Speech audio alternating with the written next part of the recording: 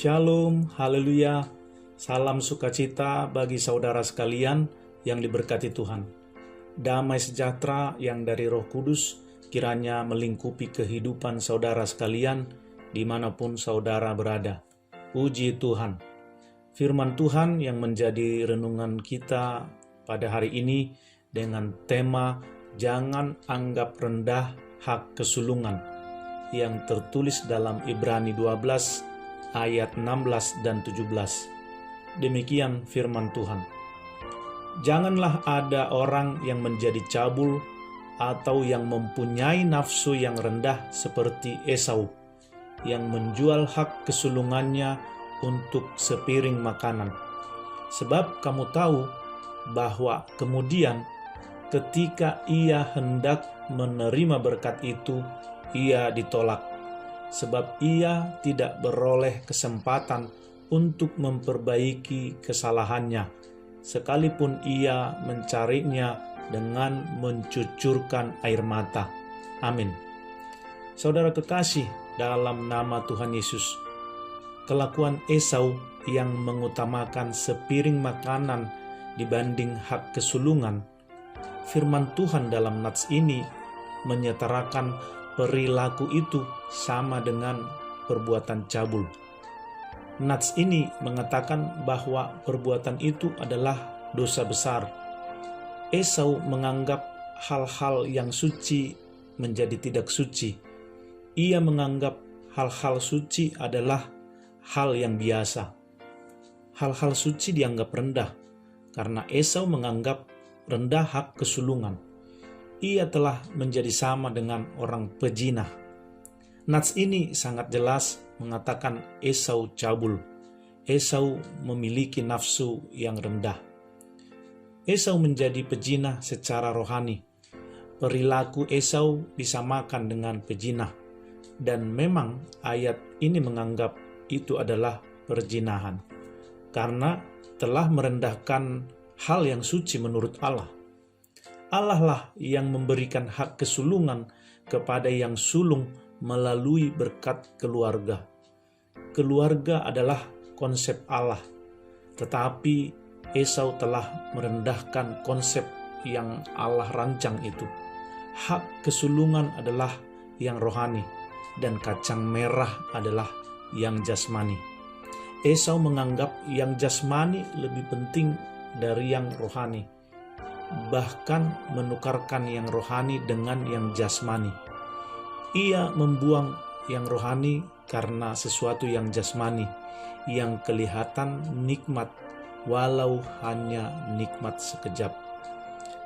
Lihat, ketika ia insyaf dan menyadari, ia menghitung-hitung kerugiannya. Ia insaf ketika ia meminta hak kesulungan itu kepada bapaknya.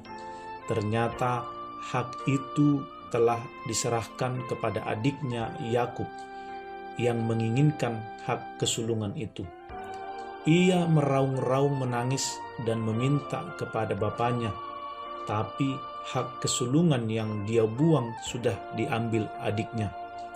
Esau mencari hak kesulungan itu, hak menjadi imam atas keluarga, imam atas kaumnya setelah bapaknya meninggal. Tetapi Alkitab bercerita, Esau tidak punya kesempatan lagi. Ia sudah terlambat mencarinya. Ia kehilangan berkat itu. Ia tidak beroleh kesempatan lagi untuk memperbaiki kesalahannya, sekalipun ia mencarinya dengan mencucurkan air mata.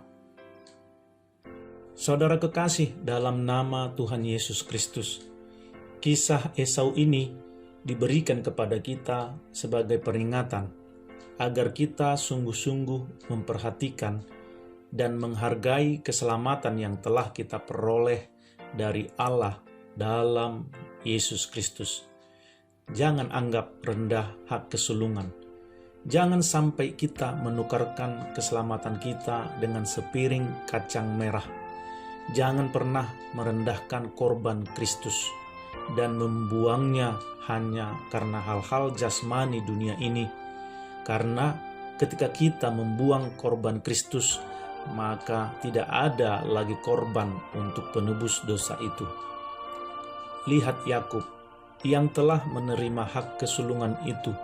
Ia telah menjadi imam atas kaumnya setelah bapaknya meninggal. Bahkan ialah menjadi Israel, bangsa perjanjian itu, umat pilihan di mana Tuhan menaruh hatinya.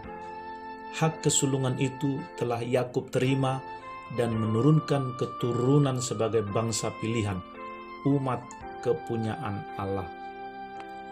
Milikilah hak kesulungan itu, milikilah hal-hal yang rohani itu, hargai dan kerjakan.